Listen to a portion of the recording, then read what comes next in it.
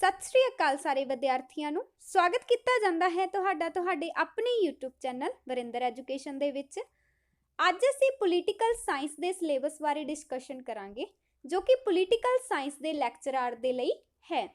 ਤਾਂ ਅਸੀਂ ਆਪਣੀ ਅੱਜ ਦੀ ਵੀਡੀਓ ਸ਼ੁਰੂ ਕਰਦੇ ਹਾਂ। ਪਹਿਲਾ ਹੈ ਸਾਡੇ ਕੋਲ ਇਸ ਦੇ ਵਿੱਚ ਇੰਡੀਅਨ ਕਨਸਟੀਟਿਊਸ਼ਨ ਐਂਡ ਪ੍ਰੈਂਬਲ यानी कि भारतीय संविधान ते प्रस्तावना।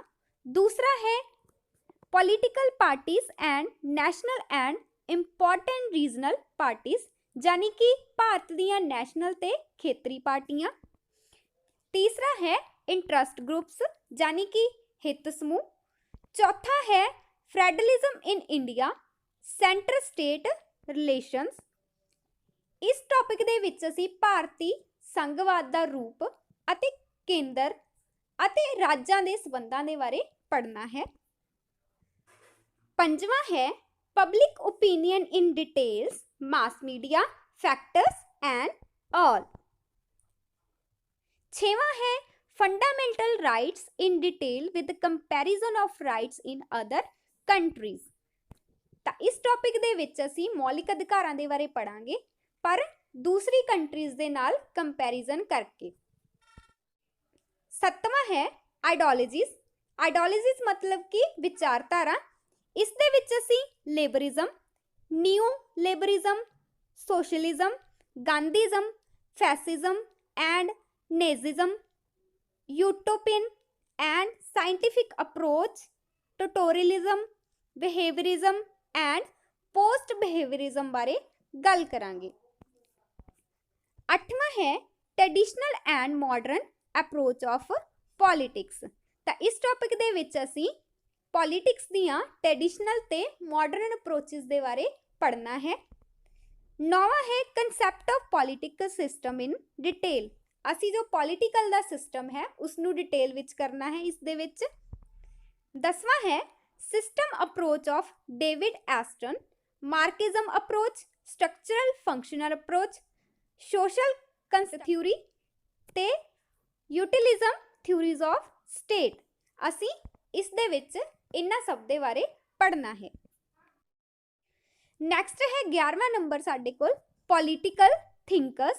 इस दे विच असी ने Nehru ji, Gandhi ji, Aurobindo Ghosh, doctor Ambedkar Hobbes, Max Weber, Locke, Rousseau, Machiavelli, Plato Aristotle, TH. Green, Bentham ते कार्ल मार्क्स। असी इन्हां पॉलिटिकल दियां जिहड़ियां विचारधारा ने उन्हां नूं पढ़ना है।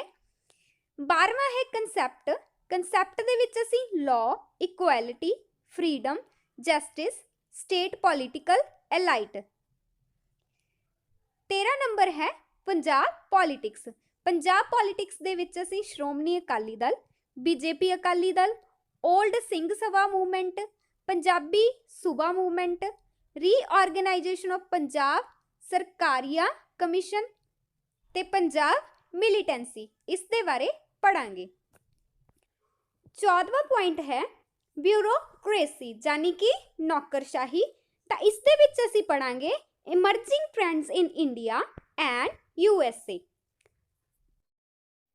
नैक्सट है हुण साडे कोल इंडियन पॉलिटिकल सिस्टम।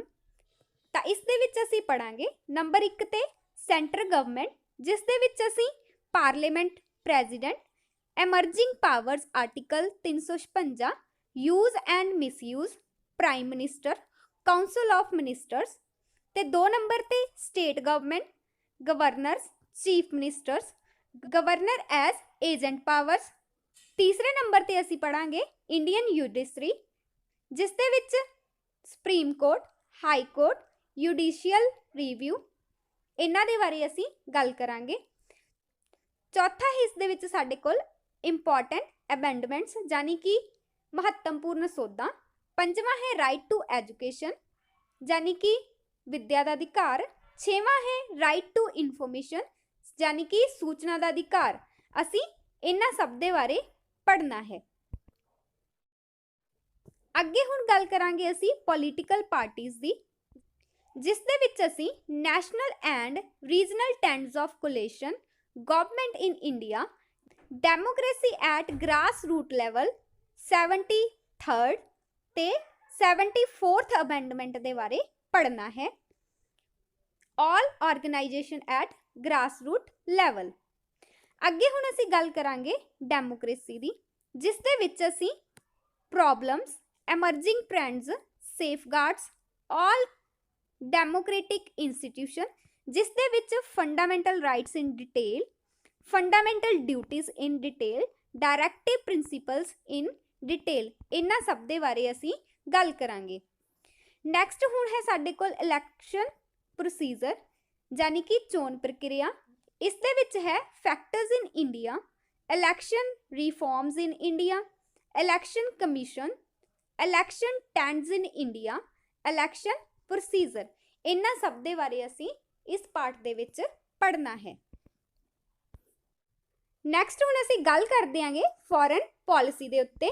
ਤਾਂ ਇਸ ਦੇ ਵਿੱਚ ਅਸੀਂ meaning, importance, non aligned movement, disarmament, Panchsheel, Commonwealth countries, SAARC, UNO, NATO, SEATO, colonialism and imperialism, factors affecting Indian foreign policy, इस दे बारे असी पढ़ना है। नैक्सट इस दे विच parliamentary presidential form of government, debates between two theories.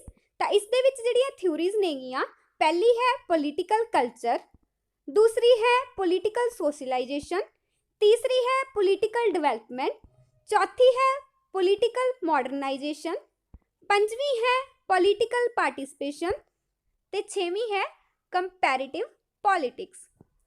तो इस दे विच असी यह थ्योरीज नू पढ़ना है। नैक्सट हुण असी गल कर देंगे वर्ल्ड पॉलिटिक्स दे उत्ते। तो इस दे विच साडे कोल है पहला UNO in detail organs and agencies, human rights in detail. दूसरा है सार्क लैंग्वेज ऑफ नेशंस। तीसरा है third world countries and politics.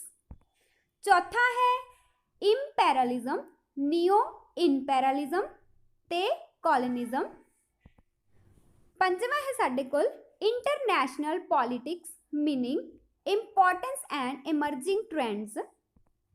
छेवां है cold war, super powers, new super power, blocs and nuclear age.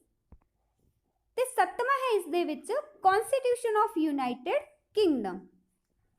ते नैक्सट इस दे विच ही है features, nature and evolution of English constitution. तो इस दे विच इस दे नाल ही असी kingship, cabinet, parliament and supremacy of parliament, role of law, political parties of UK, इस दे बारे पढ़ना है। दूसरा है इसलिए विच constitution of United States, federal system, division of powers, separation of powers. Third है कॉन्स्टिट्यूशन ऑफ USSR। चौथा है कॉन्स्टिट्यूशन ऑफ स्विट्जरलैंड। तो इस तो बाद इस दे विच है comparative study of different constitution. तो इस दे विच असी ने कंपैरेटिव करके पढ़ना है डिफरेंट कॉन्स्टिट्यूशन नू। सो ये सी जी साडी अज दी वीडियो, जिस दे विच असी पॉलिटिकल साइंस का जिहड़ा सिलेबस है डिस्कस किया है। जिसने भी पॉलिटिकल साइंस लैक्चरर का पेपर देना है तो उसनू ये वाले सारे टॉपिक ने जो कवर करने पैणगे। जेकर अज दी वीडियो वधिया लगी, लाइक कमेंट करके जरूर दस्सिओ। वीडियो देखने के लिए सब का बहुत बहुत धन्यवाद।